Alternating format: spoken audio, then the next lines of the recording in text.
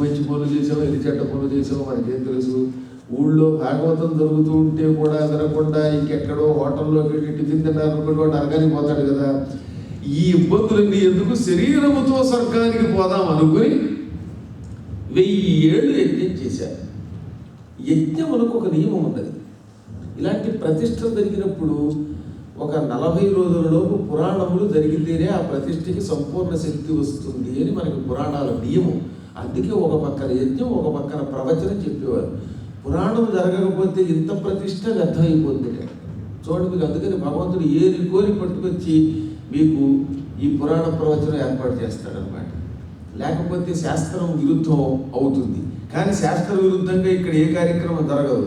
ఎందుకంటే అన్నవరం డైరెక్ట్గా వచ్చి ఇక్కడ కూర్చుంది. అటువంటి చోట శాస్త్రం కాదని భగవంతుడు ఎందుకు చేస్తాడు?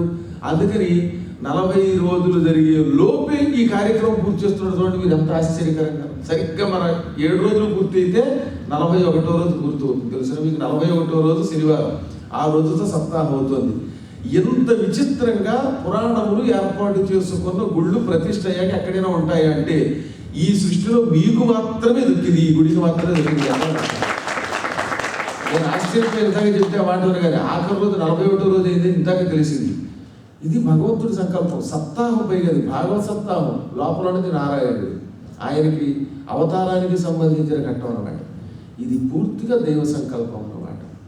ఎందుకంటే పురాణంలో నియమం ఒకటి ఉన్నది. యజ్ఞం జరుగుతున్నప్పుడు 12-12:30 దాకా కార్యక్రమం అయిపోయి పూర్ణాహుతి, నిత్య పూర్ణాహుతి చేసేవారు వాళ్ళు. అయ్యాక కొంచెం ఏదో తినాలి, శాస్త్ర ప్రకారం శరీరం నిలబడాలి. అందుకని తిన్నారు. తిని నిద్రపోయేవారు కాదు, ఏవో కందమూల ఫలాలు తినేవారు. అడుగున కొన్ని దుంపలు ఉంటాయి భూమిలో, అవి చాలా రుచిగా ఉంటాయి. అవి తింటే శరీరానికి కాంతి, అలసట ఉండదు, నొప్పులు ఉండవు, నడుము పేకడాలు ఉండవు, మోకాళ్ళు నొప్పులు పుట్టి కింద కూర్చోలేక కుర్చీ మీద కూర్చునే స్థితి రానివ్వవు. అటువంటి వాటిని కందమూలాలు అన్నారన్నమాట. కేవలం కంద అంటే మీరు అనుకున్న కందాపచ్చల్లో వేసే కంద ఒకటే కాదు. కందము అంటే దుంప అనర్థం, మూలము అనర్థం. ఇటువంటివి చాలా విచిత్రమైన ఇప్పటికి కూడా నైమిషారణ్యంలో, హిమాలయాల్లో ఉన్నాయి. వాళ్ళు అమ్ముతూ ఉంటే మీరు భయపడకండి. కొన్ని ఇంతంత దుంప ముక్కలు నోట్లో పెట్టుకుంటే 24 గంటల ఆకలి దాహం ఉండదు. నేను అలాంటివి ఎంతోమంది సిద్ధ పురుషులు నాకు ఇస్తే తిని అనుభవించి చెబుతున్నమాట. అటువంటివి కొంచెం తిని ఆ తర్వాత సూతగద్ది అని అక్కడ ఉన్నది. సూతుడు పురాణములు చెప్పిన వేదిక కనుక సూతగద్ది అంటారు హిందీ వాడు.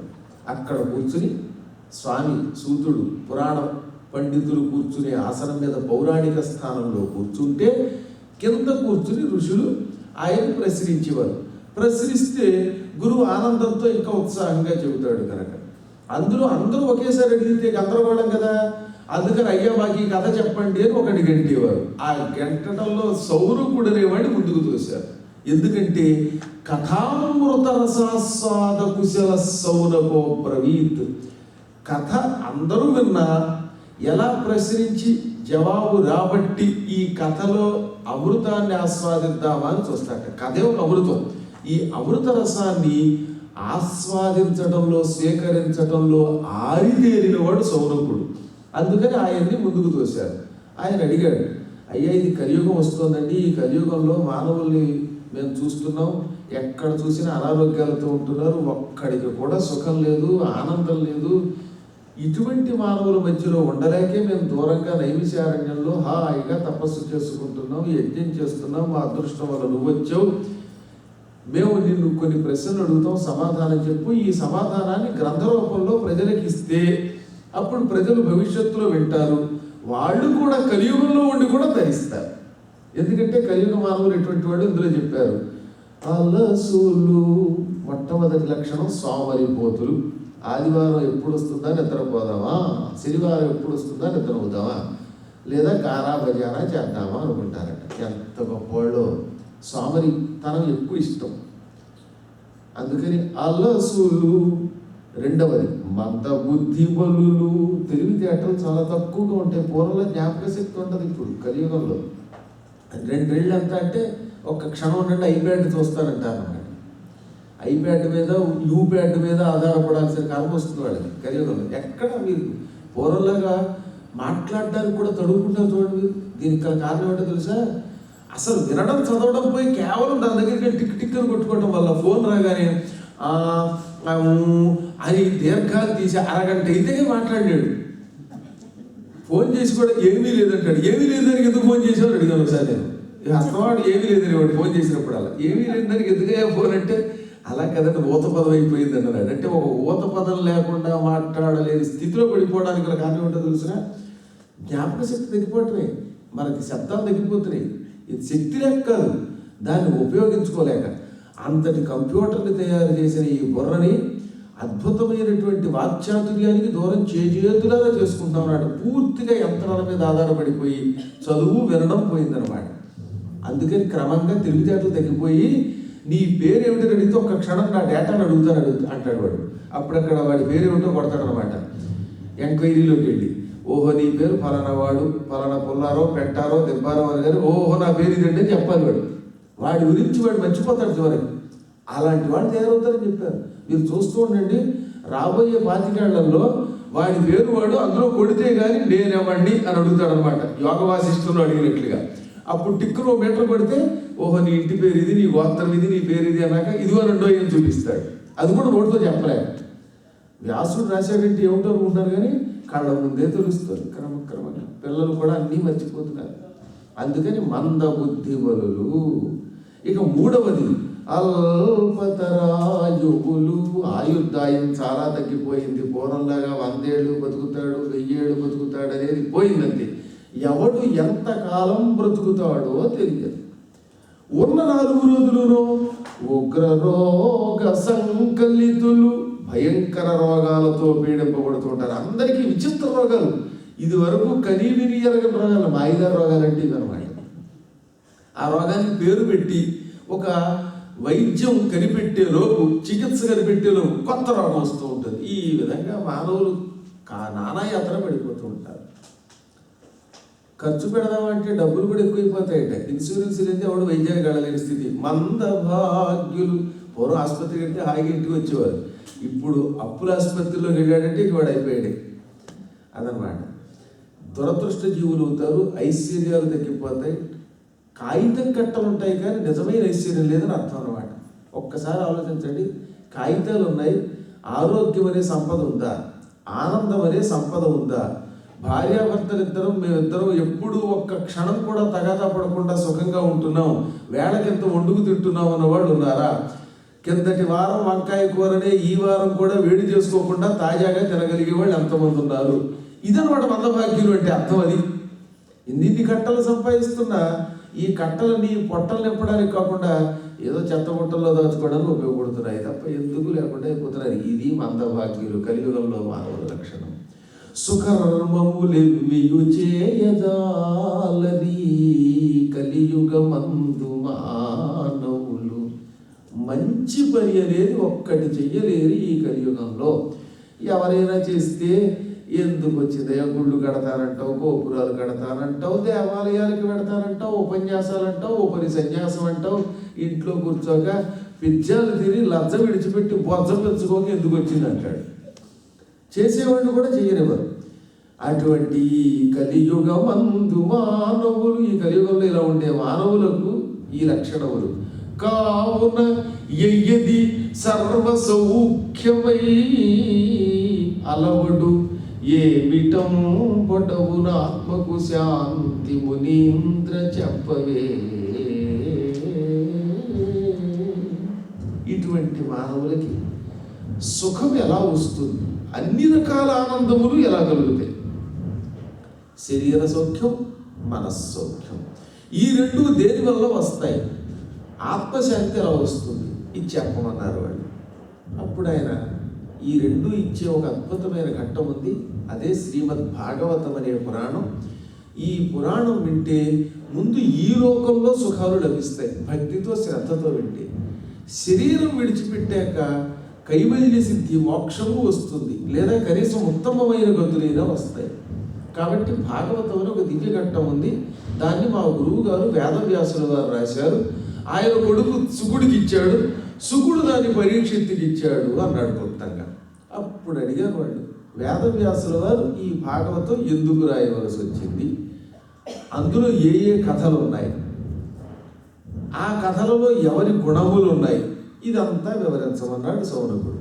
అప్పుడు చెప్పాడు, అసలు భాగవత ఆవిష్కరణ ఘట్టం ఒకటి తెలిస్తే ఓహో దీని వెనకాతల ఎంత గొప్ప కథ ఉందా అని అర్థమవుతుంది అనమాట.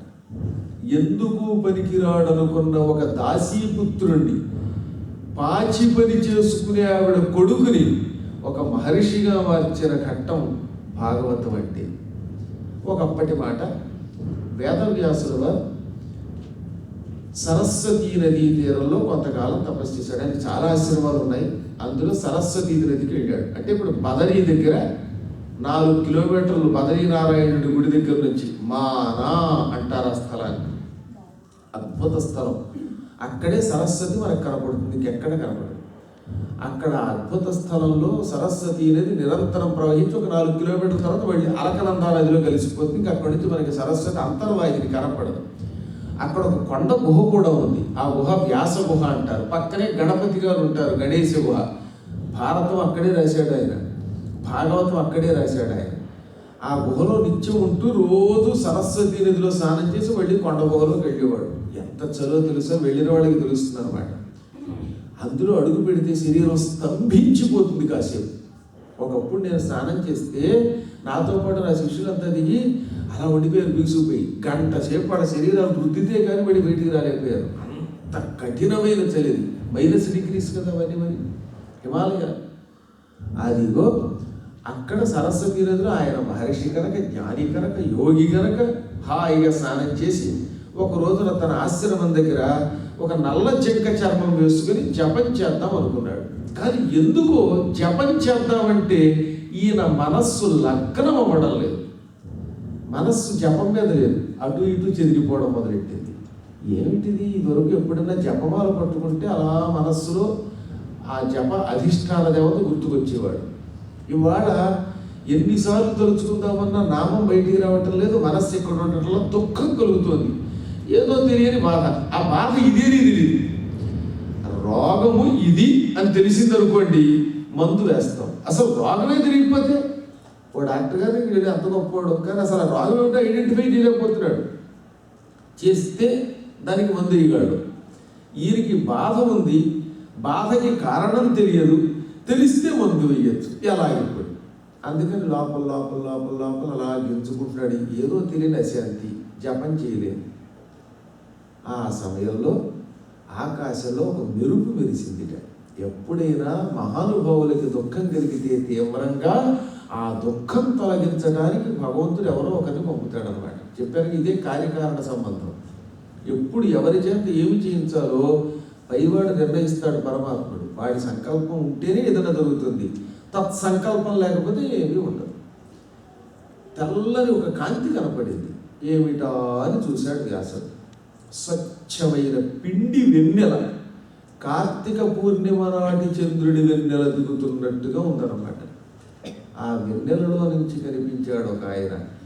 తన చేతి వల్లకీ తంత్రీ చెయ్యంబున సతత నారాయణ శబ్దమొప్ప ఆనన సంభూత హరిగీతరవ సుధాధారల యోగీంద్ర తతులు చొక్క కపిల జటాభార ఘనదీప్తి పుంజం బుద్ధిశలు ప్రభాత దీధితి వహింప తను లగ్న తులసికాదామ గంధంబులు గగనాంతరాళం కప్పికొనగా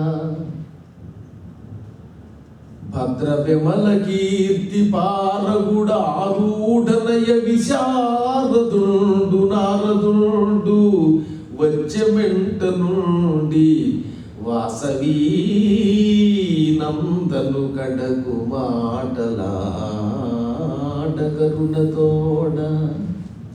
ఇంతకీ పై నుంచి వస్తున్న ఆ కాంతి నారద మహర్షి శరీర కాంతి.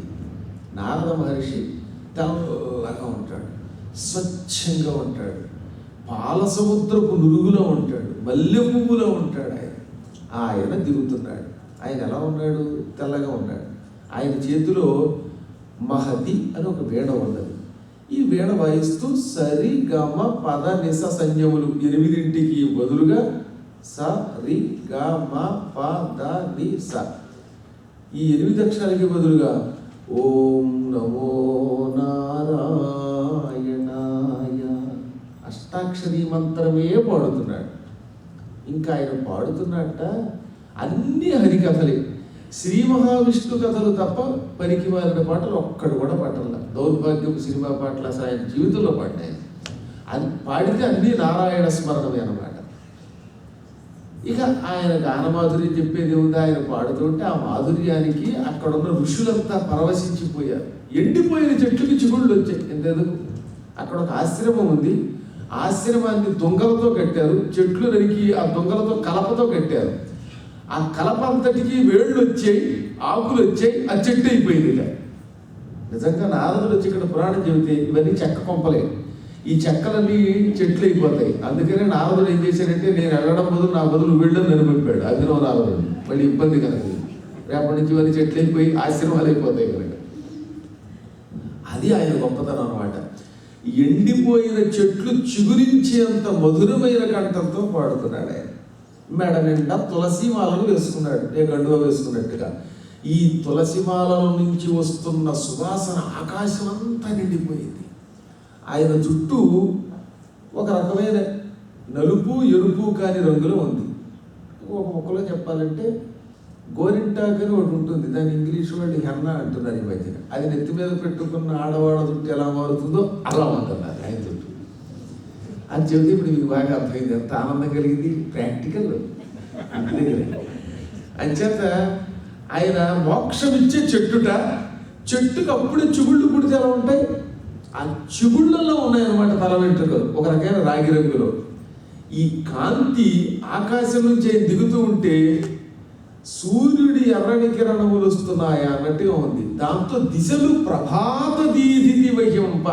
ప్రభాత దీధితి అంటే ప్రభాత కాలములోని కాంతి. సూర్యుడు ఉదయిస్తున్నప్పుడు ఉదయకాలంలో ఎలా ఉంటాయి? ఒక ఎర్రని కిరణాలు వస్తాయి. ఈయన వస్తూ ఉంటే ఈయన జుట్టు మీద నుంచి అలాంటి ఎర్రని సూర్యకిరణాలు ప్రసరించినట్టుగా కాంతి వస్తుంది. అంటే ఆయన జుట్టు ఎలా ఉందో ఆలోచించండి. అందుకే మహానుభావుడు ముక్కు తెమ్మన జడలు మోక్షద్రుపల్లవ శంఖచేయ. ఈ జడలు మోక్షమిచ్చే చెట్టు చిగుళ్ళుట. ఆయన మోక్షమిచ్చే చెట్టు, ఆ చెట్టు చిగుళ్ళల్లో ఉన్నాయి అన్నారు. ఆయనే స్వచ్ఛమైన కీర్తి కలిగిన వాడు, మహాత్ముడు, నీతి తప్ప అవినీతి ఎరగనివాడు, పరమ భాగవతోత్తముడు, వాసవి నందరుడు. వాసవి అంటే సత్యవతి. వసువు అని ఒక మహారాజు గారు ఉండేవాడు. ఆ వసురాజు గారి కూతురు కనుక సత్యవతిని వాసవి అన్నారు. అదిగో ఆ వాసవి పుత్రుడు వేదవ్యాసుడి దగ్గరికి నారద మహర్షి వచ్చాడు మాట్లాడటానికి.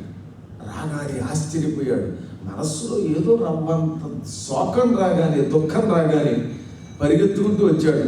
శోకాలు తొలగించే మహానుభావుడు అనుకుని పొంగిపోయి, ఎప్పుడైనా మన ఇంటికి మహాత్ములు పండితులు వస్తే టక్కున లేచి నిలబడాలి. గుర్తుపెట్టుకోండి, ఇంటి పరిస్థితుల్లో ఒక్క పూజలో ఉన్నప్పుడు తప్ప తక్కిన వేళల్లో లేచి నిలబడాలి.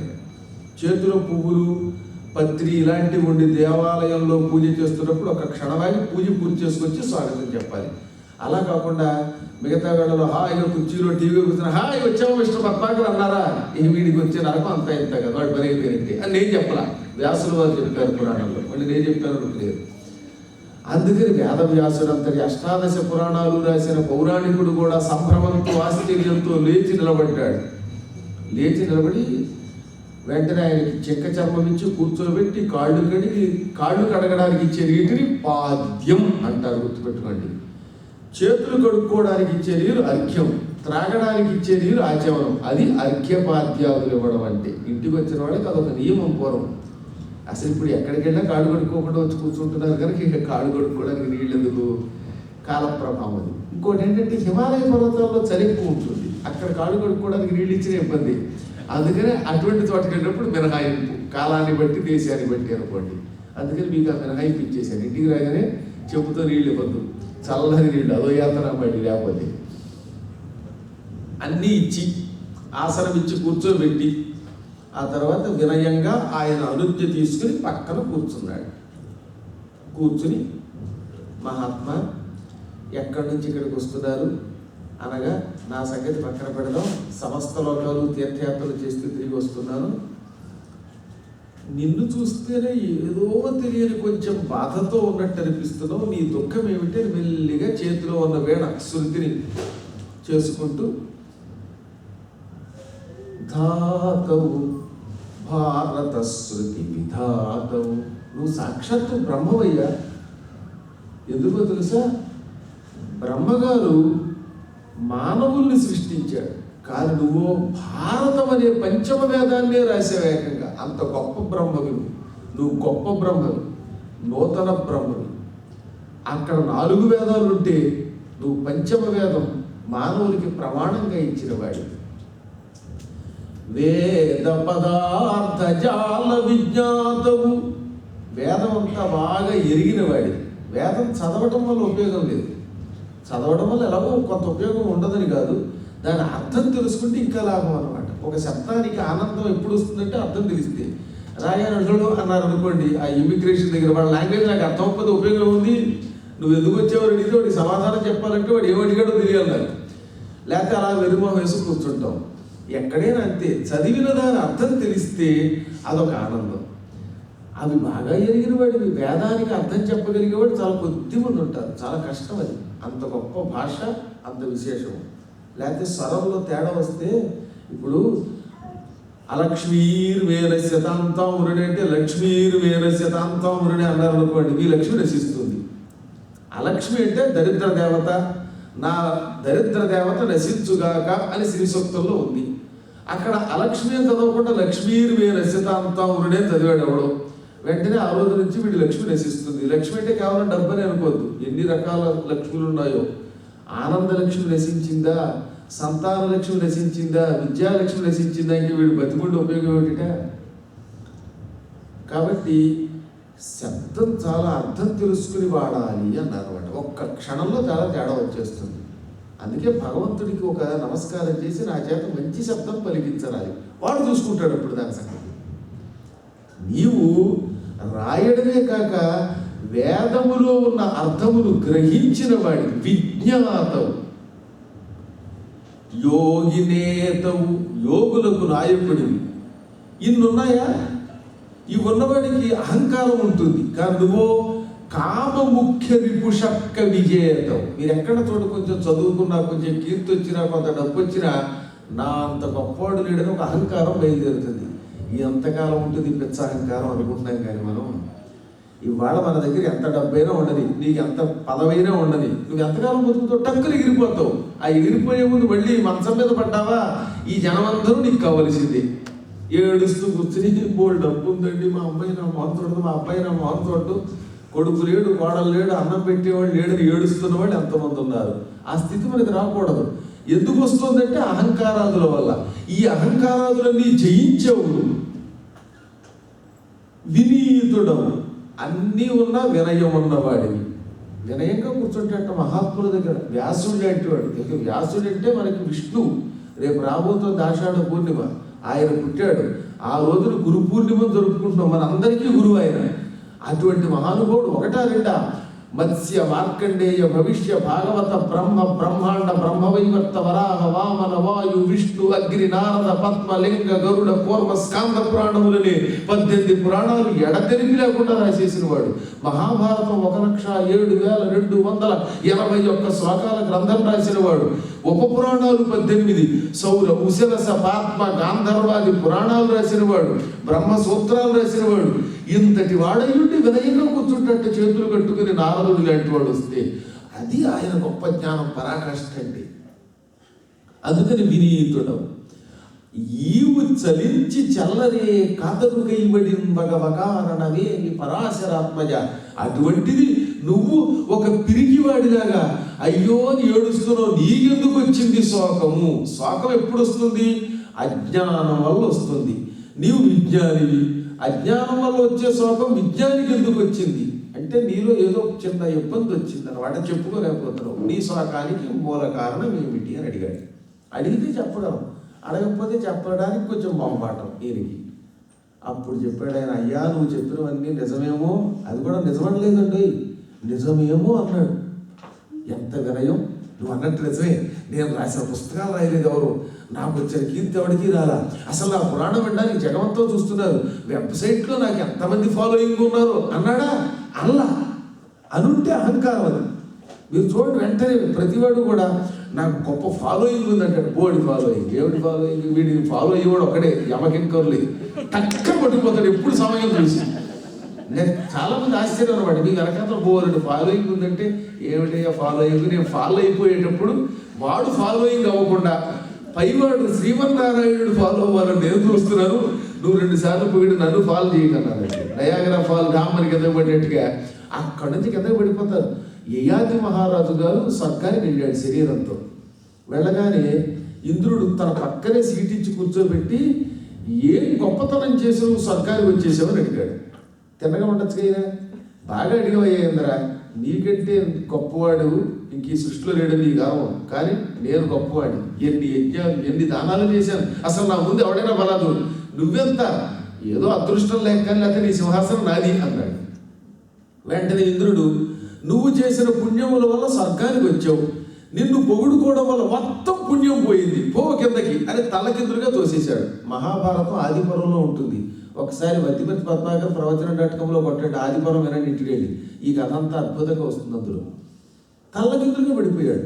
అదృష్టవశాత్తు ఆయన మేనల్లుళ్ళు ఇద్దరు ఆయన కొట్టుకుని మధ్యలో, మేనల్లుడు అని చెప్పకుండా, ఎందుకు పడిపోతున్నావు అంటే, అహంకారంతో నన్ను పొగుడుకున్నానండి, దాంతో ఇంద్రుడికి ఎందుకు తోసేసాడు, ఆ పుణ్యం పోయింది అన్నాడు. అప్పుడు వాడు ఆత్మజ్ఞానం మాకు చెప్పమన్నారు. అప్పుడు ఆయన ఆత్మజ్ఞానం అంటే ఏమిటో వివరించాడు. వివరించగానే మళ్ళీ అడ్డంగా ఆ తలకిందులుగా ఉన్నవాడిని తిప్పి, మేము నీ మేనల్లుళ్ళం, మేనల్లుళ్ళు మేనమామ దగ్గరకు వచ్చి ఆత్మజ్ఞానాన్ని నేర్చుకుంటే మేనమామకు స్వర్గం వస్తుంది, అందుకనే నీ దగ్గరకు వచ్చి ప్రశ్నించి నేర్చుకున్నాం, నిన్ను మళ్ళీ ఉద్ధరిస్తున్నాం పోమన్నారు. దాంతో ఈయన మళ్ళీ స్వర్గానికి వెళ్ళాడు, లేకపోతే సర్వనాశనం అయిపోయేవాడు. కానీ పూర్వం ఉన్నంత వైభవం లేకుండా పోయింది ఆయనకి, తెలుసునా? అందుకని తద్దినం పెట్టేటప్పుడు ఒక ఆయన చచ్చిపోయాడు అనుకుందాం, ఆయన కొడుకు ఆయనకి తద్దినం పెడుతున్నప్పుడు తన మేనల్లుని కూర్చోబెట్టుకోవాలి, అనగా చచ్చిపోయిన ఆయన కూతురు కొడుకు అనమాట. ఇది ఖచ్చితంగా ఒక నియమం. మనకి గరుడ పురాణంలో, మార్కండేయ పురాణంలో కూడా చెప్పారు, తప్పక కూతురి కొడుకు ఉండాలి. ఆ చచ్చిపోయిన ఆయనో చచ్చిపోయినవాడో ఎవరో ఒకరు ఉంటారు కదా, తల్లికో తండ్రికో పెట్టినప్పుడు వాళ్ళ కూతురు కొడుకు, అనగా ఈ పెట్టే ఆయన మేనల్లుడు అనమాట.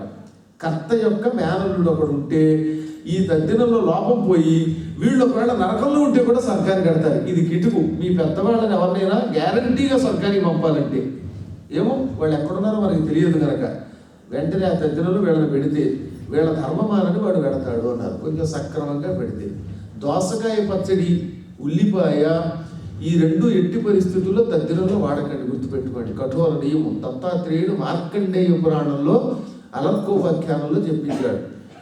ఆనుపగమ్ము అంటే ఆనపగాయ, ఇంగువ, అలసందెలు, దోసకాయ, పలాండువు అంటే ఉల్లిపాయ, ఇవి పొరపాటును కూడా తద్దినములో వాడరాదు అని. అయినా వాడేస్తున్నాం, దాంతో తద్దినం దెబ్బతింటుంది. దానివల్లే మనం ఎన్ని పెట్టినా పితృదేవతలు ఏడుస్తున్నారు, ఇక్కడ మన పిల్లలు ఏడుస్తున్నారు, నెత్తి మీద కొడుతున్నారు. 50,000 పెట్టి అయిపోయాడు కొని ఇచ్చారంటే మర్నాడు దాన్ని విరగొట్టుకొచ్చాడు, మళ్ళీ 50,000 అన్నాడు. ఎందుకంటే ఇదిగో ఈ తద్దినాలు సక్రమంగా లేక పితృదేవతలు ఏడుస్తున్నారు, ఆ పితృదేవతలు ఏడుపు పిల్లల రూపంలో ఏడుపిస్తుంది. ఇక దీని వెనకాతల అంతరార్థం తెలిస్తే ఇక మీదట అయినా పెట్టే కార్యక్రమములు కొంచెం జాగ్రత్తగా పెడతాం. అసలు పెట్టకపోతే గొడవ లేదు, ఇంటికి వచ్చినవాడికి అన్నమే పెట్టకుండా ఉంటే గొడవ లేదు, పెట్టేటప్పుడు కొంచెం మంచిగా పెడితే లాభం అన్నమాట. ఇవన్నీ శాస్త్ర ప్రమాణాలు. తస్మాత్ శాస్త్ర ప్రమాణంతో కర్తవ్యం. అందువల్ల మహానుభావులు ఎప్పుడూ కూడా వినయముగా, చాలా శ్రద్ధగా అడగడానికి గల మూల కారణం అది. ఎంతటి మహానుభావుడు, నువ్వు అన్నది నిజమే, అయ్యుండొచ్చు, అవ్వకపోవచ్చు, నాకేమీ తెలియదు, నువ్వు చెప్పావు కాబట్టి అంటున్నాను, నేనేమి అహంకరించను, ఉన్న విషయం చెబుతున్నాను. ఇన్ని గ్రంథములు రాసినా నాకు మనశ్శాంతి లేదు. మనశ్శాంతి లేనప్పుడు ఎంత పాండిత్యం ఉంటే ఉపయోగమేమున్నది? సుఖం లేనప్పుడు ఎంతమంది శిష్యులు ఉంటే లాభం ఏమిటి?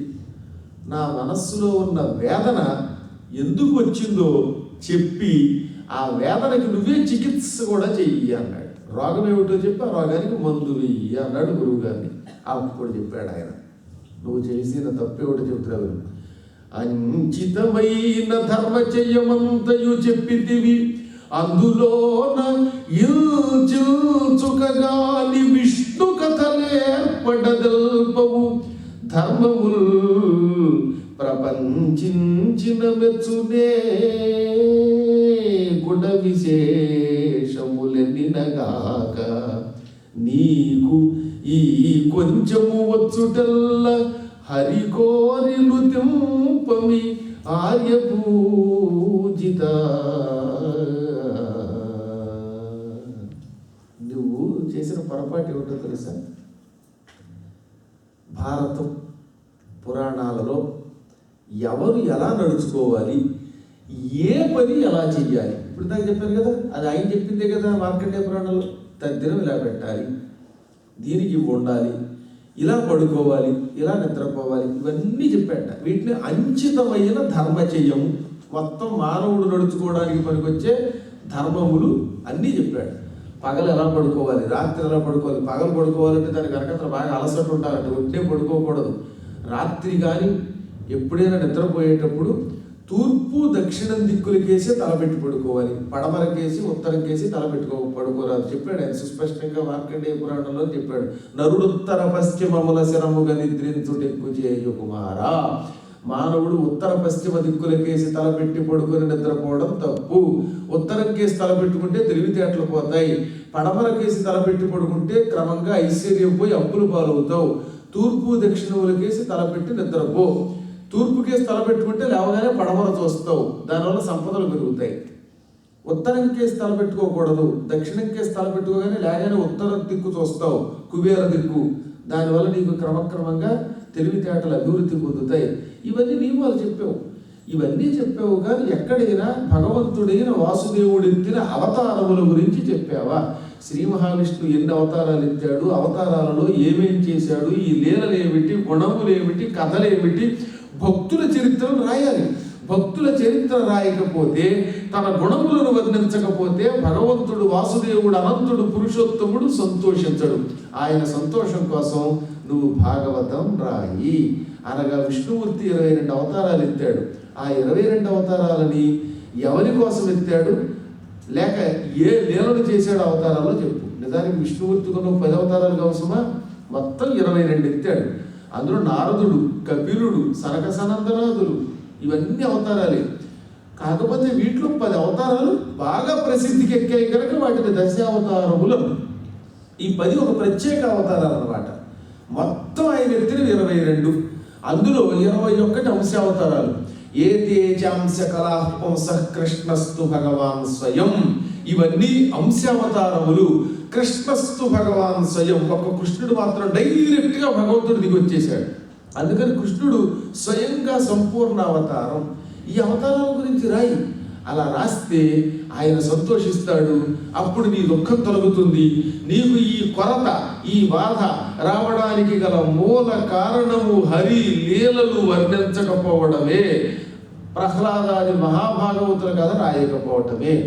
కాబట్టి తక్షణం ఆ పని చెయ్యి. అసలు కావ్యం అంటే ఏమిటి? పనికి మాలిన కథలు రాస్తే అది కావ్యం అనిపించుకోదు.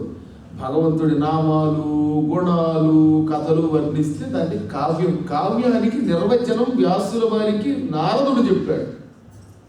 భాగవతంలో కావ్య నిర్వచనం అంటే ఏమిటో చెప్పారు. కావ్యం అంటే ఏమిటో పనికిమాలిన కథ రాయకన్నాడు అంతే. హరినామస్తుతి చేయు కావ్యము సువర్ణాంభోజ హంసావళి సురుచిభ్రాజితమైన మానస సరస్ఫూర్తి వెలుంగొందు. శ్రీహరి నామస్తుతి లేని కావ్యము విచిత్రార్థాన్వితం వయ్యో శ్రీకరమై ఉండదు అయోగ్య దుర్మలినవత్కాకోల గర్తాకృతి. ఏ పుస్తకంలో హరిస్మరణ ఉంటుందో, విష్ణు కథలుంటాయో ఆ కావ్యమే కావ్యము. ఆ కావ్యం పవిత్ర కావ్యం. కైలాస పర్వతం అని ఒక పర్వతం ఉన్నది, అందులో మానస సరోవరం ఉంది. ఇప్పుడు చైనాలో ఉంది కదా, తరచుగా మానస సరోవర యాత్రకు పెడుతున్నారు మన వాళ్ళు. ఈ మానస సరోవరంలో స్వచ్ఛమైన నీరు, మురికి నీరు ఉండదు. అందులో ఎక్కడ కాలుష్యం లేని ఎక్కడా మురికి లేని మలినము లేని నీరుంది అందులో. ఆ నీటిలో బంగారపు రంగులో ఉన్న తామర పువ్వులు ఉంటాయి. ఆ తామర పువ్వుల్ని తినడానికి హంసలు చేరతాయి. హంసలకి బంగారపు తామర పువ్వులకి స్వచ్ఛమైన నీటికి నిలయమైన కైలాస పర్వతములోని మానస సరోవరం ఎటువంటిదో విష్ణుమూర్తి కథలు రాయబడిన గ్రంథం అటువంటిది. విష్ణు కథలు లేవనుకుందాం, ఏవో పనికిమాలిన కథ రాశాడు అవడం. అటువంటి కథలు ఉన్నటువంటిది ఏంటంటే అయోగ్య దుర్మలినవత్ కాకోలగర్త కృతి. ఒక చోట ఒక గుంట ఉందిట, ఆ గుంటలో వర్షం పడి నీళ్లు వచ్చాయి. ఈ నీళ్లు నిల ఉంటే కొంతకాలానికి అవుతాయి, మురికి నీటి గుంట అయిపోయింది, పచ్చగా అయిపోయి అందులో ఏవో కప్పలు, నీటి పాములు, బొంత కాకులు చేరతాయి. అక్కడ హంసలు ఉంటే ఇక్కడ కాకులు చేరతాయి, నీటి కాకులు. అది స్వచ్ఛమైన నీరు, ఇది మురికి నీరు. అందులో బంగారపు రంగులో తామర పువ్వులు ఉంటే ఇందులో పిచ్చి పువ్వులు తూడు చేరుతుంది, పైన పసరు తేలుతుంది ఆకుపచ్చ రంగులో. కొన్ని చోట్ల ఆకుపచ్చ పసరు తేలుతుంది అనమాట. అదిగో అటువంటి మురికి నీటి సరస్సు విష్ణు కథ లేని గ్రంథం. విష్ణు కథ ఉంటేనో మానస సరస్సు, అది సరస్సే, అది మానస సరస్సు, ఇది మురికి నీటి సరస్సు. అందులో హంసలు ఉన్నాయి, ఇందులో కాకులు ఉన్నాయి. అక్కడేమో బంగారపు రంగు తామర పువ్వులు ఉన్నాయి, ఇక్కడ పిచ్చి మొక్కలు ఉన్నాయి. ఇది తేడా. కాబట్టి మనం కావ్యం రాస్తే అందులో భగవంతుడు ఎంతో కొంత ఉండాలి. ఇప్పుడు అర్ధరాత్రి అమావాస్య కాకులు కావు అని అర్థంతో కాకులు కావు అంటాయి. అసలు గుడ్ల కోమలు అన్నాయి, అప్పుడు తెరుచుకుంది తలుపు. ఇది పుస్తకం. ఈ పుస్తకాన్ని వీళ్ళ దుప్పం తెగ ₹1000 తగలబెట్టి కొండం. గుళ్ళో పూజ అంటే $11 అంటే పారిపోతాడు. గురువు గారు పురాణం చెప్పాక కిక్కులు మనకుండా రహస్యంగా ఖాళీ కవులు థ్యాంక్స్ అని పెట్టిపోతారు. మీ గురించి చెప్పలేదు రండి, అలాంటి చెప్పారు. ఎందుకు చెప్పొచ్చింది ఏమిటంటే ఈ పుస్తకాలు ఆ పుస్తకాలు కొండ ఏమిటి, దీనివల్ల లాభం, దానివల్ల ఏం సంపాదించాం మనం పనికి వాటి వల్ల చిచ్చి అవి వద్దు. నువ్వు హాయిగా భగవత్ కథ రాసి నీకు రహస్యం చెబుతాను. నేను పూర్వజన్మలో ఒక దాసీపుత్రుడిని. నేను మా అమ్మతో కూడా కొంగుతూ తిరిగేవాడిని. మా అమ్మ అందరిళ్లలో పని చేసి అంట్లు తోవి గడ్డి వేసి ఆవు పాలు పితికి పట్టుకొచ్చి నాకు ఇంత అన్నం పెట్టేది. పూర్వం రాత్రి వండిన అన్నం పొద్దున్నే చద్దన్నమని పనివాళ్ళకి ఇచ్చేవారంటే ఒక కంపు వచ్చేవి కాదులేండి, ఫ్రిడ్జ్లో పెట్టకపోయినా. ఆ అన్నం పట్టుకొచ్చి పెరుగు వేసి అన్నం పెట్టేదిట. అటువంటి దాసీదాని పుత్రుణ్ణి నేను ఈ జన్మలో నారదుండయ్యానంటే భాగవతం వినడమే అన్నాడు. ఈయనకి మతిపోయింది. భాగవతం వింటే ఒక దాసీపుత్రుడు నారదుడయ్యాడా? నీ పూర్వజన్మలో నువ్వు ఒక దాసీపుత్రుడువా? ఇది చాలా ఆశ్చర్యంగా ఉంది. ఇప్పుడు చెప్పు, ఏమిటి అసలు నీ కథ ఏమిటని అడిగాడు. అడిగావు కాబట్టి చెబుతున్నారు విన్నాయన. నేను పూర్వజన్మలో ఒక ఊళ్ళో, ఒక పల్లెటూళ్ళలో ఒక దాసీదాని కడుపున పిల్లవాడిగా పుట్టా. మా నాన్న చిన్నప్పుడే చచ్చిపోయాడు. దాంతో మా అమ్మ పంచప్రాణాలు నా మీదే పెట్టుకుని నా బావే అని తప్పటి నుంచి గడ్డం గిల్లిలాగా, నా తండ్రి జుట్టు గిరదా జుట్టు ఉండేది లేదు బాగా అనమాట. అంచేత ఆ జుట్టు అంతా పీకి లాగే ఆనందపడిపోయి ముద్దులు పెట్టేసుకుని ఎవరేమి ఇచ్చినా మా అబ్బాయిని పట్టుకొచ్చేసింది. ఇంటికి ఇళ్లలో ఏదైనా పెట్టి తినవే అంటే అబ్బాయి మా అబ్బాయి తినాలంటే అనేది పాపం. పిల్లల మీద ఎంత ప్రేమ, వీళ్ళు పెద్ద అయ్యాక ఏదో ముద్దులు పెడతారని పాపం. అందుకని ముందు ముద్దులు పెట్టి పెంచుతారు. వాడు తర్వాత నెత్తి మీద ముద్దు ఏం పెడతాడో తెలియదు. అలాగే ఈవిడు కూడా వెర్రి ప్రేమతో పెంచేది. నా తండ్రి అనేది. నిద్రపోతుంటే నన్ను పుడికేది, పడుకున్నా పక్కనే, నిలబడినా పక్కనే, ఎక్కడికి వెళ్ళినా నా గురించే తలుచుకునేది. అదృష్టవశాత్తు కొంతమంది బ్రహ్మజ్ఞానుల ఇళ్లలో మా అమ్మ పాచి పని చేసింది. ఆ మహాత్ములు నైవేద్యం పెట్టిన ఆహారం ఆవిడకి ఇచ్చేవారు. అది పట్టుకొచ్చి నాకు పెట్టేది. ఆ సంస్కారం నాలో ఉంది. ఒకప్పుడు చాతుర్మాస్య కాలం వచ్చింది. ఒక వానకాలంలో బ్రహ్మజ్ఞానులైన కొంతమంది ఋషులు తీర్థయాత్రలు చేస్తూ మా ఊరు వచ్చారు. పూర్వం ఏం చేసేవారంటే తీర్థయాత్రలు చేసేవారు ఋషులు. ఎక్కడ ఎక్కువ కాలం ఉండేవారు కాదు. ఎక్కువ కాలం ఒక ఊళ్ళో ఉంటే ఆ ఊరి మీద, ఆ ఇంటి మీద వ్యామోహం కలుగుతుందిట. అందుకని ఎక్కువ కాలం ఉండేవారు కాదు. హాయిగా హరిశాస్త్రి గారి ఇంట్లో వారం రోజులు ఉంటే ఇల్లు నాకు వచ్చేస్తే బాగుండు అనిపిస్తుంది అన్నమాట. ఇది పెద్ద గొడవ, మానవుడికి బలహీనత. అందుకని అనుక్షణం కొంచెం జాగ్రత్తగా ఉండమన్నారు అన్నమాట. అందుకని వీళ్ళు ఏం చేసేవారంటే స్థిరంగా ఉండకుండా తిరిగేవారు. ఒక్క చాతుర్మాస్యంలో, అనగా ఆషాఢ మాసంలో శుక్లపక్ష ఏకాదశి నాడు శ్రీ మహావిష్ణువు నిద్రకు ఉపక్రమిస్తాడు క్షీర సముద్రంలో. దాన్ని శయన ఏకాదశి అంటారు. నిద్రపోతాడు కనుక. ఆ రోజు మొదలుకొని కార్తీక శుక్ల ఏకాదశి వరకు 4 నెలల పాటు ఆయన నిద్రపోయి మళ్ళీ ద్వాదశి నాడు లేస్తాడు. అందుకని ఉత్థాన ద్వాదశి. ఉత్థానం అంటే లేచుట, శయనం అంటే నిద్రపోవటం. ఈ కాలంలో అంతర్ముఖ నిద్రలండి, మనం అనుకున్న నిద్ర కాదు. ఇలా నిద్రపోతే మళ్ళీ రక్షించేవాడు ఉండడు. ఆయన యోగ సమాధిలో గడతాడు.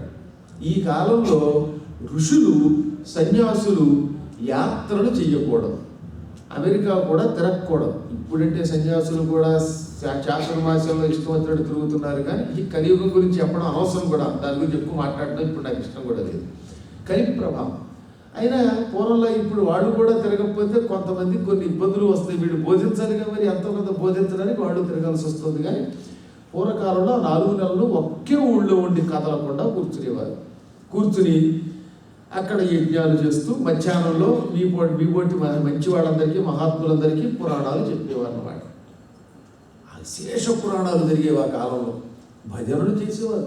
అసలు శాస్త్ర నియమం ఏంటంటే పురాణాల్లో మధ్యలో సంకీర్తన చేయించాలి అని.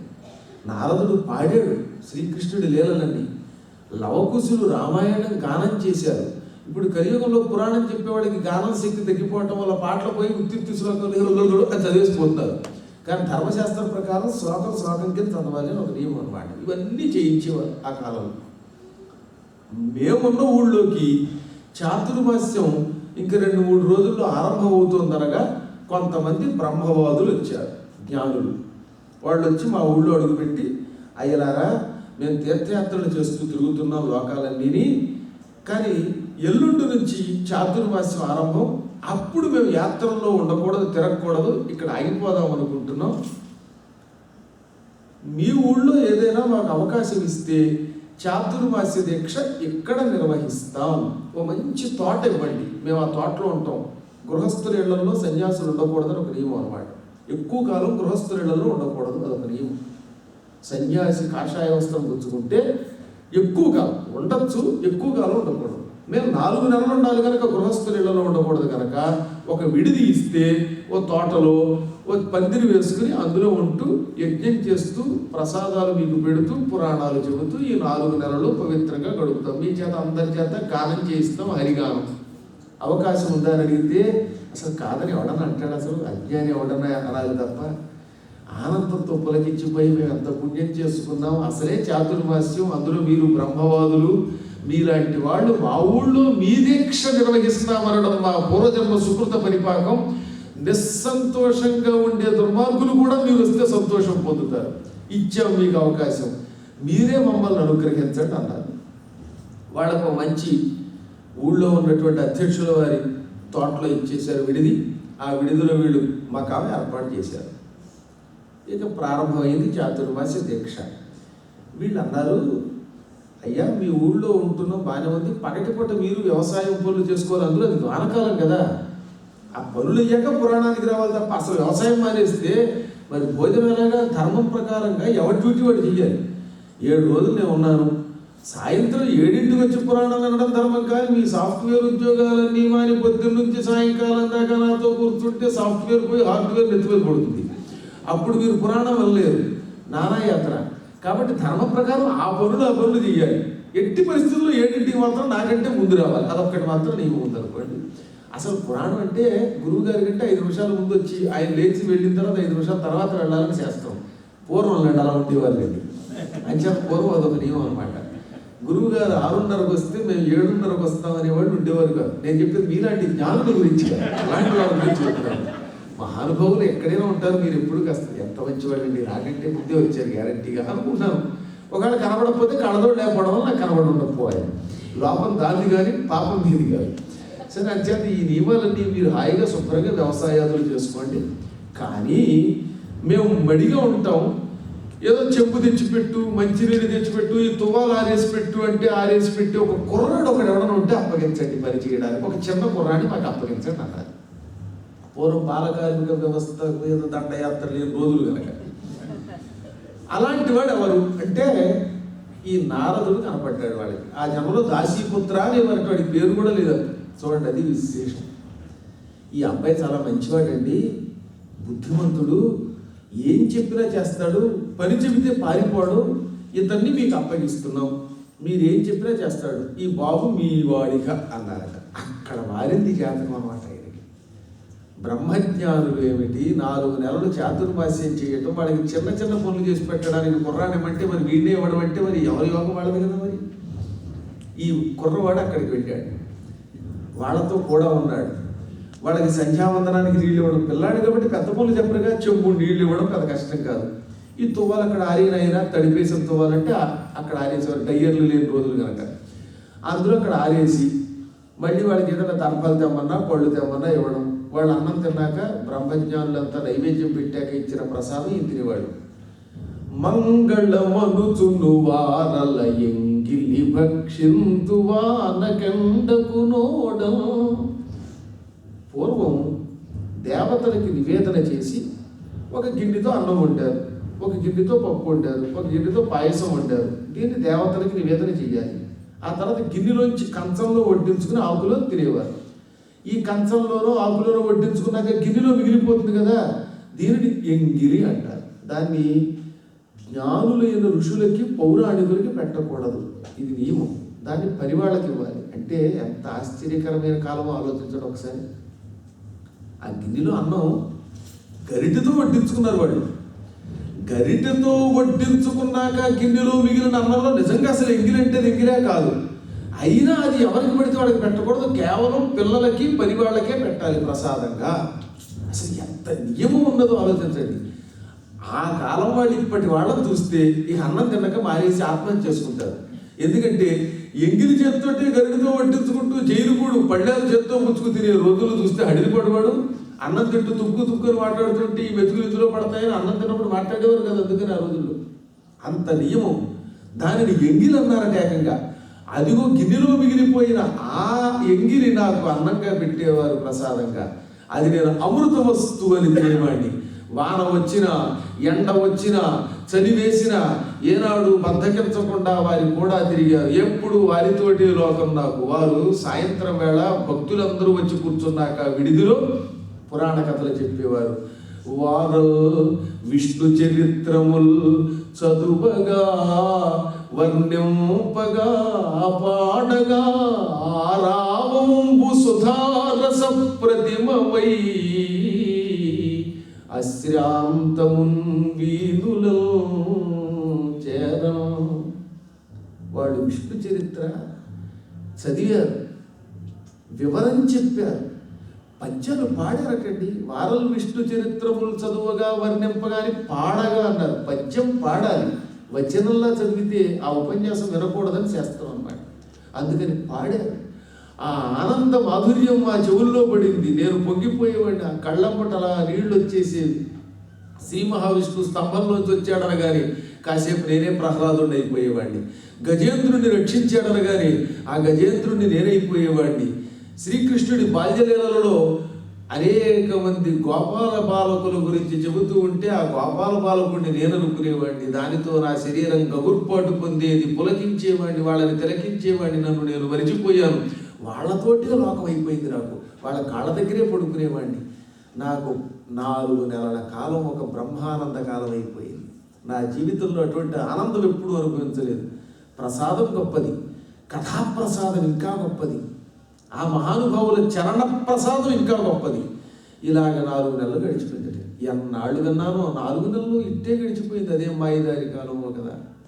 చివరికి వాళ్ళు 4 నెలలు అయ్యాక అందరికీ ఆశీర్వచనం ఇచ్చి మా యజ్ఞం పూర్తయింది, చాతుర్మాస్య దీక్ష పూర్తయింది, మీ అందరికీ మంగళాక్షతలు ఇస్తున్నాం, ఆశీర్వచనం చేస్తున్నాం అని ఆ బ్రహ్మజ్ఞానులు ఇంకొండకూడదు అయిపోయాక. అందుకని వెళ్ళిపోతున్నాం అన్నారట, సెలవు తీసుకుంటా ఉన్నారట. ఊళ్ళో వాళ్ళంతా ఎన్నాళ్ళు పురాణం చెప్పిన మీరు వెళ్ళిపోతున్నారా అని కన్నీళ్లతో తప్పదు గనక ఊరవతలకి సాగనంపారు. అప్పుడు అందరూ వెళ్ళిపోయిన ఈ కుర్రాడు అక్కడ వాడు కాళ్ళు పట్టుకుని నేను మాత్రం మిమ్మల్ని వదలను అన్నాడు. వాడికి ఎంత బుద్ధి. నేను మీతో వచ్చేస్తాను. మహాత్ములారా, ఎన్నాళ్ళు మీ పురాణం విన్నాను, మీరు పెట్టిన ప్రసాదం తిన్నాను, మీ కాళ్ళే నాకు సమస్తం అనుకున్నాను, మీ చరణాంభోజ సేవ కంటే ఇంకా మరొకటి లేదనుకున్నాను. ఇప్పుడు నన్ను వదిలి దిక్కులేని వాడిని చేసి వెళ్ళిపోతారా? నేను మీతో వస్తాను, సన్యాసి దీక్షలో ఉంటాను అన్నట్టు ఈ కుర్రాడు. నాయన, నువ్వంటే మాకు ఇష్టమే, నువ్వు మాతో ఉండి సన్యాసి దీక్షలో గడపడం మాకు ఆనందమే. కానీ ఒక్క నియమం ఒకటి ఉన్నది. తల్లి తండ్రి బ్రతికొండగా వాళ్ళ అనుజ్ఞ లేకుండా లేదా వాడు చచ్చిపోయాక వాళ్ళకి పెట్టవలసిన పిండ ప్రదానాలు కర్మలు చెయ్యకుండా ఎవడూ సన్యాసం పుచ్చుకోకూడదు. పెళ్ళైతే భార్య అనుమతి లేకుండా సన్యాసం పుచ్చుకోకూడదు. ఇవి నియమాలు. నీకు తండ్రి లేడు, మీ అమ్మ నీ మీద ప్రాణం పెట్టుకు బతుకుతోంది కాబట్టి ఆ తల్లిని అంత్యక్రియల పాలు చేయకుండా ఆవిడ్ని పూజించకుండా రాకూడదు. నువ్వు లేకపోతే ఆవిడ్ని రక్షించడానికి మీ తండ్రి కూడా లేడు కదా. తల్లి కంటే గొప్ప దేవత ఎవరు? నా మాతృపర దైవతమని కదా పురాణాలు చెబుతున్నాయి. కాబట్టి వెళ్ళి ఆవిడ సేవ చేసుకో, మాతృ సేవలో తరించు. తర్వాత నువ్వు మా దగ్గరకు వస్తావంటే, లేదంటే నేను వెళ్ళలేను అన్నాడు. మళ్ళీ అలా అనకు. నువ్వు మాతో రావడానికి గల కారణం మేము చెప్పే పురాణ కథలు నిన్ను ఆకర్షించటం. నీకు ఆ పురాణ కథలు ఎప్పుడు గుర్తుండుగాక అని ఎత్తుమే చేయబెట్టి ఆశీర్వదించారు. అంటే మేము వెళ్ళిపోయినా గుర్తుండిపోతాయి. అస్తమాటు లోపల లోపల మళ్ళీ యూట్యూబ్లోకి వెళ్ళి రక్కర్లేకుండా ఇక్కడే ఐట్యూబ్లోకి వెళ్ళిపోతాయి అనమాట హాయిగా. నీకు అలా గుర్తుంటాయి అన్నాడైనా సరే. ఇక నీకు ఒక గొప్ప మంత్రం ఇస్తున్నాం. ఓం నమో నారాయణాయ అనే అష్టాక్షరి మంత్రం ఉపదేశిస్తున్నాం. ఈ మంత్ర జపం చేసుకుంటూ ఉండు. నీకు ఎప్పుడో భగవంతుడే మార్గం చూపిస్తాడు. కానీ తల్లిని మాత్రం వదిలి వెళ్ళొద్దన్నారట. తప్పదుగా మరి గురువులు వద్దంటే వెళ్ళకూడదు. అదృష్టం ఏంటంటే వాళ్ళ కథలు మాత్రం గుర్తుండిపోయాయి, జ్ఞాపకం ఉండిపోయాయి. సాధారణంగా ఎలా ఉంటుందంటే ఇది పెద్ద గొడవ. పురాణ వైరాగ్యం, ప్రసూతి వైరాగ్యం, శ్మశాన వైరాగ్యం అని 3 ఉన్నాయి. అందులో శ్మశాన వైరాగ్యం ఎవడన్నా చచ్చిపోయినప్పుడు శ్మశానానికి వెళితే ఇంతే కదా శరీరానికి, ఇవాళ నుంచి వైరాగ్యంతో ఉందాం అనుకుంటాడు. మళ్ళీ ఇంటికి రాగానే ఇవాళ పెసరట్టు ఉప్మా చేసావా, నేతి గారెలు చేసావా అంటాడు. వేరుశనగ కూడా చట్నీ చేసావా, జీడిపప్పు చట్నీ చేసావా అంటాడు. మళ్ళీ మర్చిపోతాడు. ఏమండి మీరు లేకపోతే ఎలా బతుకుతానంటే అన్నవాడు కూడా ఆయన లేకపోతే బతకట్లా. ఆయన చచ్చిపోయినా హాయిగా ఈవిడ చట్నీ. ఆయన 2 రోజుల్లో 12 ఇడ్లీ ఇద్దరు చెరువు తినేవారు. ఇప్పుడు 12 ఈవిడ తింటుంది అంతే తేడా. కాబట్టి ఎవడు కూడా ఆ కాసేపు దుఃఖం తప్ప మళ్ళీ ఇంటికి వచ్చాక మామూలే. ఇంకా రెండవది ప్రసూతి వైరాగ్యం. ఎవరైనా తన కళ్ళ ముందు ఒక అమ్మాయి ప్రసవం పొందుతూ ఉంటే, యాతన పొందుతూ ఉంటే ఇంకో అమ్మాయి చూసి చిచ్చి పెళ్లి చేసుకోకూడదు, ఈ పిల్లల్ని కనకూడదు, ఎంత కష్టమో అనుకుంటుంది. ఈ కన్నావిడు కూడా అంతే. పొట్ట కోసారు, సిజేరియన్ చేశారు, మళ్ళీ ఎందుకు కానుకొనుకుంటుంది, మళ్ళీ మామూలే ఇంటికి వచ్చాక, ఒక నెల గడిచాక. కాబట్టి ఆ ప్రసూతి వైరాగ్యం కూడా టెంపరీ అనమాట. మళ్ళీ ఇంటికి వచ్చాక మామూలు అన్నారు. ఇంకా పురాణ వైరాగ్యం. ఈ పురాణం విన్నంతసేపు కూడా ఈ పద్మాగర్ గారితో ఇండియాకి వెళ్ళిపోదాం, ఆయనతో తీర్థయాత్రకి వెళ్ళిపోదాం, లేకపోతే ఇంకా ఆయన ఎలా చెబితే అలా చేసేద్దాం, వచ్చే సంవత్సరం మళ్ళీ పిలిపించేద్దాం అనిపిస్తుంది. 7 రోజులు నేను ఇంటికి వెళ్ళిపోయాక మళ్ళీ ఈమెయిల్ కొడితే వీడికి జవాబు రాదు. అదనమాట పురాణ వైరాగ్యం అంటే. అంత గొప్ప. ఆ కాసేపు మాత్రం ఊగిపోతారనమాట. ఎన్ని పురాణాలు ఇంకా వినేద్దాం కూడా వెళ్ళిపోదాం. ఎంత విచిత్రం అండి ఇది. సృష్టి రహస్యం మరుపు అనేది పెట్టాడు అనమాట. అది పెట్టకపోతే బతకలేమన్నమాట. ఎంతమందిని చూసాం మనం. అది సృష్టి రహస్యం కనుక ఈతనికి ఆ ఇబ్బంది లేకుండా నిత్యం పురాణములు గురువులతో పాటు గుర్తుండేలా చేశారు. వారిచ్చిన మంత్రం చదువుకుంటూ వెనక్కి వచ్చేసాడు. అమ్మాయికి సేవ చేస్తున్నాడు కానీ ఇంటి మీద ఏం వ్యామోహం లేదు. ఉండాలి కాబట్టి ఉన్నాడు, తినాలి కాబట్టి తింటున్నాడు. ఏం తింటున్నాడో పట్టించుకోలేదు. ఆ కథలే గుర్తొస్తున్నాయి, వారిచ్చిన మంత్రమే గుర్తొస్తున్నది ఈ దాసీపుత్రునికి. అలా పులకించిపోతూ భూమి మీద ఉంటూ భూమికి అతీతంగా, సంసారంలో ఉంటూ సంసారంలో లేకుండా ఉంటున్నాడు. తామరాకు మీద నీటి పుట్టు అంటారు దీన్ని. తామరాకు మీద నీటి పుట్టు పెడితే అంటుకోద్దని మళ్ళీ టక్కన పడిపోతుంది. అలా ఉండడం మొదలెట్టాడు. కొద్ది రోజులు గడిచి ఇంకా వీళ్ళమ్మ, మా అబ్బాయి క్రమంగా పెరిగి పెద్దవాడు అవుతున్నాడు, వీడు పెద్దవాడు అవగానే మంచి పిల్లల్ని తీసుకొచ్చి పెళ్లి చేద్దాం. చిన్నప్పుడు చేసేవాళ్ళండి. కోడలు రాకపోతుందా, కనీసం మేడలు తేకపోయినా 2 గోడలన్నా తేకపోతుందా, మనవలు రాకపోతారా, మనవల్ని చక్కగా చూసుకుంటూ ఉందామా అనుకుంటుంది పాపం. ఇలాగే అనుకుంది ఆవిడ. మనవలు అంటే ఇష్టం ఆవిడకి. నాకు మంచి కొడుకు కోడలు ఉంటారు, మనవలు వస్తారు, మనవరాళ్ళు వస్తారు, వాళ్ళతో ఆడుకుంటారు. అప్పుడు మా అబ్బాయి ఇంకా నువ్వు పని చేయొద్దామా అంటాడు, ఏదో తెచ్చి పెడతాడు, పులిహార తెస్తాడు, సత్యనారాయణ స్వామి నుంచి ప్రసాదం తెస్తాడు. ఇలా అనుకుంటుంది ఆవిడ బతుకు ఆవిడది. రాబోయేది ఆవిడకి తెలుసు. ఈ వ్యామోహంలో ఆవిడ కొట్టు పెట్టాడుతోంది. ఒక రోజులో తమాషా జరిగింది. తెల్లవారుజామున పాలు పెతకడానికి తాను పనిచేస్తున్న యజమాని ఇంటికి వెళ్ళింది ఆవిడ.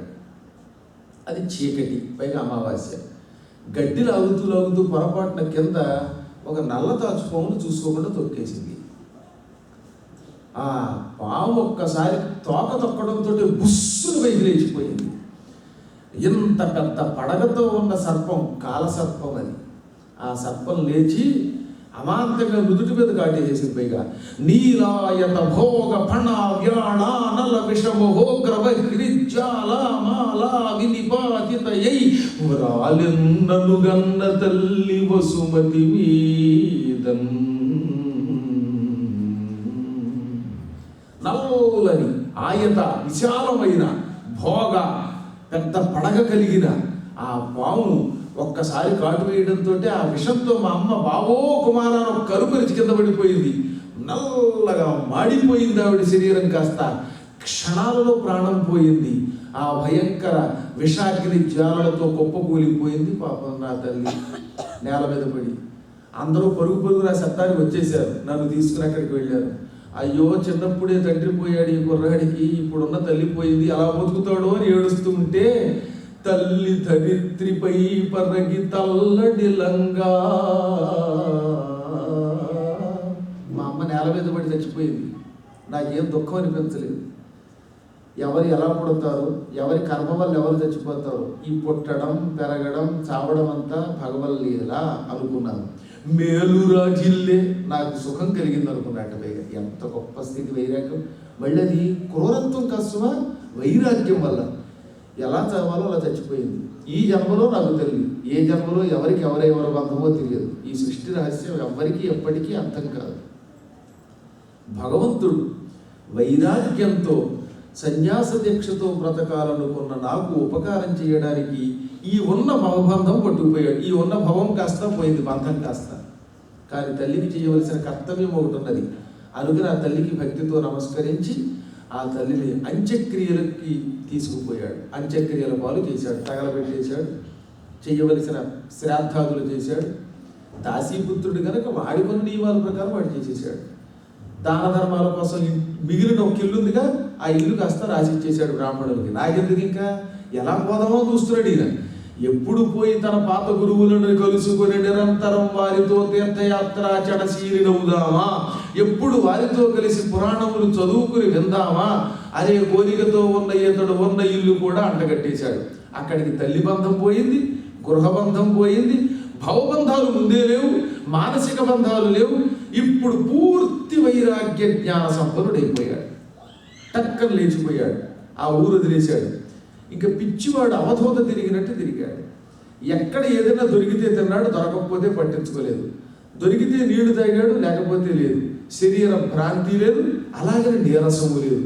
ఎలా తిరిగాడో లెక్కలేదు. నిజంగా సంస్కృతం కంటే కొన్ని విషయాల్లో తెలుగులో రాశారండి పోతన గారు. అక్కడ సాలావృక కోలేక వల్లూకలులాయన సింహ శరభ శాంతోల కీర్ణ పతగోరగ వాహనాదికే కారణ్య మధ్యమున గొల్వలతా కీచక వేణు సన్నిభంబుల మధ్యన జ్ఞాన సన్నిపుండనై తిరిగితి అన్నాడు. వెదురు పొదలు అందులో దూరిపోయేవాడు ఒక్కొక్కసారి పిచ్చెక్కి. ఆ పొదలు గుచ్చుకుంటున్నా పట్టించుకోలే, వెదురు దెబ్బలు తగులుతాయి, ఆ వెదురు పొదలు దూరితాయి, అయినా పట్టించుకోలే. గరికి శరీరాన్ని కోసేస్తున్నా దర్భలు పదులుగా ఉన్న చోట శరీరం తెగిపోతుంటే అయినా పట్టించుకోకుండా దర్భల మధ్యలోంచి దూరాట, చెట్ల మధ్యలోంచి దూరాడు, కేకారణ్యాలు తిరిగాడు, నదుల మధ్యలో తిరిగాడు, ఎడారులలో తిరిగాడు, జనారణ్యాలలో తిరిగాడు. మొత్తం మీద యావత్ ప్రపంచము అలా తిరుగుతూనే ఉన్నాడు. కనిపించిన చోటల్లా భగవంతుడు చూస్తూనే ఉన్నాడు. ఇలా తిరిగి తిరిగి తిరిగి ఒకనాడు ఒక అలిసిపోయి ఒక నదీ తీరానికి వచ్చి ఆ నదిలో దిగి స్నానం చేసి ఇన్ని మంచినీళ్లు తాగి ఆ ఒడ్డు మీద ఏకాంతంగా ఇలా కూర్చున్నాడు ధ్యానంలోకి. ఓం నమో నారాయణాయ అంటూ. అప్పుడు జరిగిందో తమాషా. ఆయన హృదయంలో ఒక అద్భుతమైన కాంతి, ఆ కాంతిలో ఒక మహాసుందరుడైన పురుషుడు కనిపించాడు. ఆయన ఎలా ఉన్నాడు? చాలు లక్షణ లక్షితన కపాద కొల్పజాను జంఘోరు కఠినాభిమధ్యోదరుండును సాదరుండును కంఠ సూత్ర కటి సూత్రహార కేయూర కటక కంకణ మకర కొండల కిరీటాది విభూషితుండును కంపు కందరుండును ఫాల రాసాధర వదన కర్ణుండును నీల నీలద వర్ణుండును సునంద నంద ప్రముఖ సంభావితుండును శ్రీ పుష్టి తుష్టి కీర్తి కాంతిలోర్జ విద్యా విద్యాది మాయా శక్తి సేవితుండునుడ యొప్పున పురుషోత్తముని కాంచి భక్తి సంభ్రమములంకరములుగా దిక్కన కరంబులు ముగుళించి లేచే అన్నారు. అక్కడ పోతన గారు ఒక గద్యంలో రాశాడు పద్యం బదులుగా. ఎంత పెద్ద పేజీలో ఆయన ఒకనాడు ధ్యానంలో ఉండగా ఒక్కసారి హృదయంలో ఒక అద్భుత కాంతి, ఆ కాంతిలో నల్లని ఒక పురుషోత్తముడు కనిపించాడు. పూర్తిగా నల్లని మేఘం ఎలా ఉందో అలా ఉన్నాడు. నీల మేఘఛాయ శరీరుడు, శంఖంలా ఉంది మెడ, చేతులు మోకాళ్ళకి వేటాడుతున్నాయి ఆజానుబాహుడు. 4 చేతులు ఉన్నాయి, శంఖచక్ర గదా పద్మాలు పట్టుకున్నాడు, కౌస్తుభమణి మెరిసిపోతోంది మెడ మీద, కుడివైపు శ్రీవత్సం అనే పుట్టుమచ్చ, ఎడమవైపు లక్ష్మీదేవి, వ్యూహలక్ష్మి అంటారు, ఆయన వక్షస్థలం మీద ఉన్న వ్యూహలక్ష్మీదేవి కనిపిస్తోంది. ఆ వ్యూహలక్ష్మీదేవిని శ్రీ, పుష్టి, తుష్టి, కీర్తి, కాంతి, ఇలా, ఊర్జ, విద్య, అవిద్య అని ఒక 9 శక్తులు ఉంటాయి. వీటిని అమ్మవారి చుట్టూ ఉండే మాయాశక్తులు. ఈ శక్తులతోటే భూమి మీద ఆయన అవతరిస్తాడు. ఇవి లేకపోతే ఆయన అవతారం ఎత్తడు. రూపం ఆయనది మనకు కనపడదు. ఆయన రూపము మనకి కనపడింది అంటే ఈ 9 మంది ఉన్నారన్నమాట అని అర్థం అన్నమాట. ఈ 9 మంది మన శరీరంలో నవరంధ్రములుగా ఉన్నారు. మనకు కూడా నవరంధ్రాలు లేకుండా ఉంటే ఎలా ఉంటే ఒకసారి ఆలోచించండి. కళ్ళు లేకపోతే చూడగలమా? చెవులు ఇవి లేకపోతే వినగలమా? ముక్కులు లేకపోతే వాసన చూడగలమా? నోరు ఇది 4వది, ఇది లేకపోతే ఉండగలుగుతామా? అలాగే మలమూత్ర ద్వారాలు లేకపోతే ఉండగలుగుతామా? ఈ నవరంధ్రములలో ఏది లేకపోయినా జీవి ఎలా ఉండడో ఈ నవశక్తులు లేకపోతే విష్ణు ఉండడు. అందుకే ఈ నవశక్తుల్ని రోజు ఉదయం పూట తలుచుకుని అప్పుడు ఏదైనా కార్యక్రమంలోకి వెళ్ళాలి అన్నమాట. ఇవే మానవ శరీరంలోకి ప్రాణం తీసుకొస్తున్నాయి, ప్రాణం పట్టుకుపోతున్నాయి. ఏ శక్తి ద్వారా ప్రాణం వెళ్ళిందో తెలుసుకోవడం కూడా చాలా తేలికే. కళ్ళల్లో స్త్రీ అని ఒక శక్తి ఉన్నది. ఈ రెండు రంధ్రములు. ఒక ఆవిడ స్త్రీ, ఒక ఆవిడ పుష్టి అన్నమాట. ఒక్కొక్కడు కళ్ళు తెరిచి అలా చచ్చిపోతాడు. అంటే ఈ ప్రాణం స్త్రీ నుంచి పుష్టి నుంచి వెళ్ళింది. వీళ్ళు గ్యారంటీగా ఉత్తమ గతులకి స్వర్గానికి పెడతారన్నారు. ఒక్కొక్కడికి ముక్కుల్లోంచి ప్రాణం పోతుంది, అందుకే రక్తం వచ్చేస్తుంది. అప్పుడు అందులో ముక్కుల్లో అడ్డంగా ఏవో పెడతారు. అటువంటి వాడు ఊర్ధ్వలోకాల్లో స్వర్గం కంటే కింద ఉన్న గంధర్వాది లోకాలకు పెడతాడు. కొందరికి చెవుల్లోంచి ప్రాణం పోతుంది, వాడు వసులోకానికి పెడతారు. అక్కడికి 6 రంధ్రాలు. ఒక్కొక్కడికి నోట్లోంచి ప్రాణం పోతుంది అంటాడు, ఆవులి చచ్చిపోతాడు అన్నమాట. వాడి నోట్లోంచి ప్రాణం వెళ్ళిపోయిందంటే అటువంటి వాడి కిన్నర లోకానికి పెడతాడు అని పేరు అన్నమాట. ఒక్కొక్కడికి బాత్రూమ్కి వెళ్ళి మూత్రశుద్ధికి వెళ్ళి ఢామ్ అంటాడు, వాడు గ్యారంటీగా అధోలోకానికి వెళ్ళి యమలోకంలో యమధర్మరాజు గారు విన్మూత్ర నరకం అని ఒకటి ఉందిలేండి. అది చెప్పడం అనవసరం, ఇప్పుడు మీకు చెప్తే వెళ్ళిపోతారు. కాకపోతే మీరు భయపడక్కర్లా. పురాణం 7 రోజులు భాగవతం వింటే ఆ నరకం గ్యారంటీగా ప్రేమిస్తున్నాను. భాగవతం కనుక వింటే వాడు చెప్పాడు, ఏ దుర్హృద ఓడరత విమూఢ హింసారతో నాస్తిక మార్గసక్తా. అటువంటి వాళ్ళు సప్తాహయజ్ఞేన పునంతితే కలవు. భాగవతం అయితే సప్తాహం, దేవీ భాగవతం అయితే నవాహం. 7 రోజులు భాగవతం వింటే ఎంత పాపాత్ములైనా అధోలోకాలకు వెళ్ళవలసిన వాళ్ళైనా 7 రోజులు గ్యారంటీగా వినాలి. మళ్ళీ మధ్యలో ఓ రోజు ఉన్నా ఓ రోజు వినకపోతే మాత్రం కొంచెం తేడా వస్తుంది పుణ్యం. ఈ 7 రోజులు శ్రద్ధగా వింటే పునంతితే కలవు. కలియుగంలో ఉన్నాడు ప్రత్యేకంగా. కలియుగంలో వీళ్ళు గ్యారంటీగా సుఖానికి వెడతారు. ఎన్ని పాపాలు చేస్తున్నారో మనకి తెలియదు కదా. ఈ పాపాలన్నిటికీ ప్రాయశ్చిత్తం విడివిడిగా చేయాలంటే కష్టం కనుకే ఈ దీక్షలు పెట్టారన్నమాట. కృతాదౌ బహవో ధర్మా కలౌ ధర్మస్తు కేవలం పురాణ శ్రవణాదన్యో విద్యతే నా పునోనృణాం. అంటే కృతయుగంలో మానవులు ధరించాలంటే యజ్ఞాలు చెయ్యాలి, గుళ్ళు కట్టించాలి, ఎన్నెన్నో తీర్థయాత్రలు చేయాలి. ఇన్ని చేస్తే కానీ ధరించరట. కానీ కలియుగంలో ఇన్ని లేవు. కలవు ధర్మస్తు కేవలం, కలియుగంలో ఒక్కటి చేస్తే చాలు, మోక్షం వచ్చి తీరుతుంది ఖాయం. ఏమిటి? పురాణ శ్రవణాత్. పురాణములు వినడము కంటే నృణాం నరులకు అపరహ ధర్మ న విద్యతే. మరొక ధర్మం లేదు. అందుకే కలియుగం కోసం ప్రత్యేకంగా పురాణాలు రాశాడు వేదవ్యాసుడు వారు. సప్తాహ దీక్షతో పురాణములు శ్రద్ధాశక్తులతో వింటే మాత్రం మీ అందరూ స్వర్గంలో ఇంద్రుడికి ఎదురుగుండా ఉన్న పవిత్రాసనం